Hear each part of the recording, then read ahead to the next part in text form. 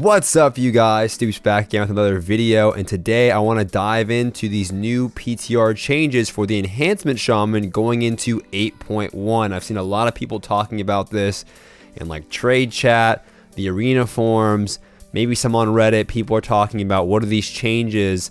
There's quite a few of them mean for Enhancement Shamans going into 8.1. Now, if many of you guys do not know, Enhancement Shamans have not done the best in terms of PvE performance. But in terms of PvP, they've had a very strong season going into BFA, the first season of Battle for Azeroth. And seeing these changes for a lot of players in terms of PvP is a little worrisome. But I'm going to dive into these changes, talk about what they mean, talk about the ones that I think are, a little worrisome, but why I think these changes are actually good for Enhancement Shamans and why I think it'll allow for a lot more class creativity, and just breaking down these changes and what they really do mean. So on the screen somewhere here, I'm going to show you guys like a traditional cookie cutter build for Enhancement Shamans in terms of PvP. Obviously, these changes are going to be great for PvE, so there's no reason to really dive into the PvE aspect of everything. But for PvP, this is what your talents would normally look like somewhere here on the screen. Now, in terms of the changes here, all of these changes, and what I think is the big theme for 8.1 going into BFA or 8.1 BFA, is that a lot of the classes that are underutilized are getting buffs. A lot of the talents that are underutilized are getting buffs, and it's kind of a theme through many of the changes that I've seen. Blizzard is trying to make sure that none of your talents feel like they're just absolutely useless. That's always a problem in this game, and it does suck. I hate it. I always feel like I only have one build, or maybe one build where I have like one variation in a talent, where it looks like in 8.1 they're trying to correct that issue, and all of these changes fall in line with that. So as you can see here, most of these talents here are not going to be on that cookie cutter build, the build that you almost go 90% of the time when playing as an Enhancement Shaman.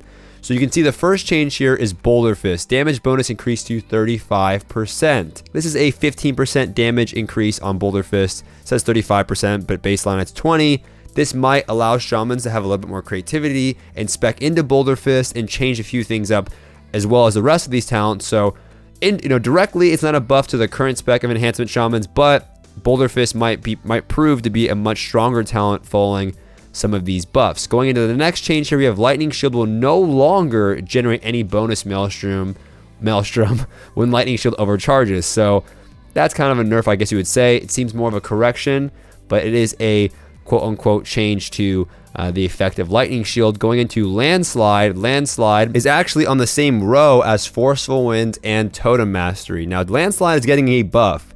They're increasing the proc chance to 40% from 20%. So it's going to increase your Rock Batter, has a 40% chance now to increase the damage of your next Storm Strike by 100%. 20% might have felt a little bit low. I think that, there's a lot of globals going on in this game. When it comes to PvP, you don't have the time to obviously spam out certain globals. So maybe at 20% it was not worth it, but at 40% this seems very, very strong, and Shamans might spec into this versus Forceful Winds and Totem Mastery. Now, Forceful Winds is getting, I guess, a quote-unquote nerf or a tone down.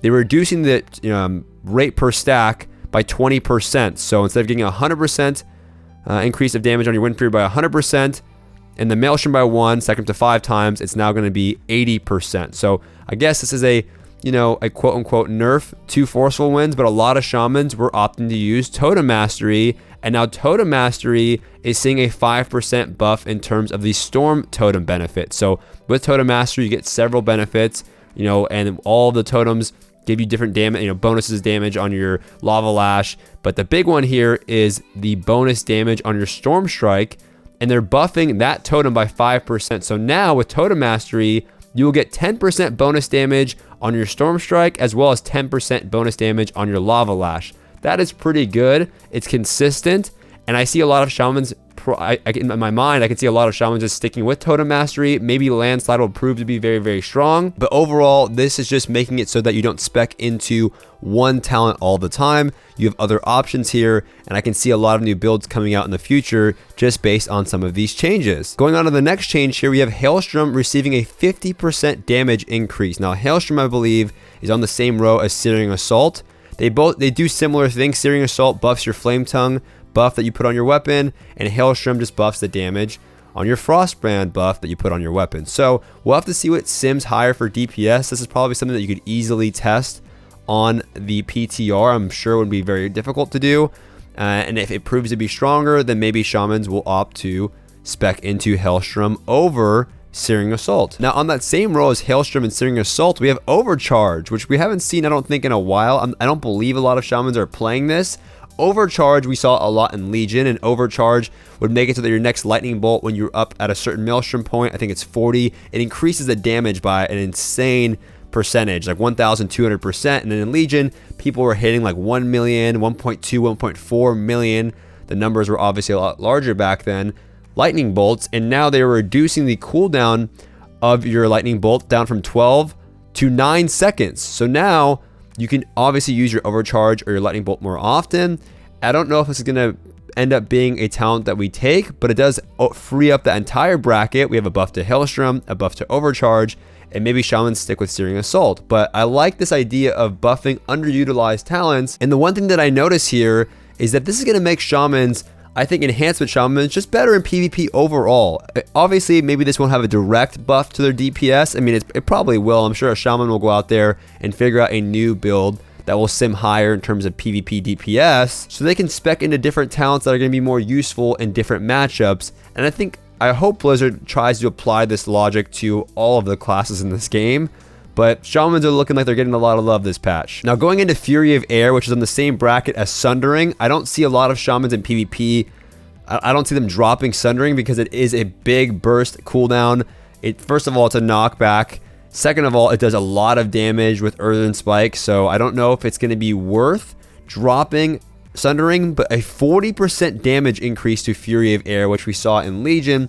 It helps slow things down for you. It does drain your Maelstrom a good bit, but it also causes a lot of AoE pressure and cleave, and it might be good going into other cleaves in Battle for Azeroth, but it is a 40% buff, so we'll have to see how that sims out. Crashing Storm, I believe, is on the same row as both of these, Sundering and Fury of Air, and that's also seeing a 40% damage increase. Now, the one thing I noticed right away, these numbers are absolutely huge. 40%, 50%, they're very, very large numbers, and I could see some of these talents being stronger than the current builds that we have. Maybe they're going to be too strong. We'll have to wait and see. But the big takeaway here that a lot of people are talking about on the forums is that the damage done of all Enhancement Shaman abilities is being increased by an additional 5%. Now, in the past, we saw Shamans get this buff like multiple weeks in a row. They got like a 5% buff, and then they got another 5% buff, I believe, at one point. Or they were already doing so much damage, and I couldn't understand why they were getting another 5% buff. And it was towards PvE. The Shamans in PvE weren't performing that well, but in World of Warcraft, we always have the spillover effect where some of these buffs in PvE affect PvP, and Shamans were absolutely smashing things in PvP for a couple weeks there. They're still doing a lot of damage now, but because of this buff, they were dealing so much damage that at some points it was really unhealable, and the game didn't feel good. Even if I had an Enhancement Shaman on my team, they had so much utility, a lot of healing, and then obviously a lot of damage. Now, seeing this 5% buff again, I'm wondering if Blizzard is going to make sure that they address this by only applying this 5% to PvE, because obviously Shamans need help in PvE, but if you do not correct this note right here and you input it as 5% to all enhancement abilities in all aspects of World of Warcraft, they're going to be so strong, let alone getting all of these buffs, but getting another 5% buff. I think if they allow this, Blizzard's definitely dropping the ball, I believe. We'll have to see how it plays out. But if you are playing an Enhancement Shaman right now, go ahead and test the stuff on the PTR. Let me know in the comment section below how you feel about these changes from an Enhancement Shaman point of view. Do you think that your class is going to do a lot more damage? Are there any new builds here that you can think of? I can see obviously Boulder Fist and then Landslide, and then maybe the Overcharge spec once again with Earthen Spike. There's going to be a ton of build options now I see from Enhancement Shaman, so I think it's good overall. I'm just a little bit worried about this 5% damage increase and hoping that it's not going to be too overboard, because I don't want to see anyone get nerfed after they just get buffed. I'm going to do my best to keep trying to cover all these new upcoming PTR changes. I know many people are interested in seeing how their class is going to be changed going into 8.1, and 8.1 in my opinion is looking very promising as Blizzard is finally addressing all the underutilized and ignored classes like Death Knights and Warlocks and Windwalkers.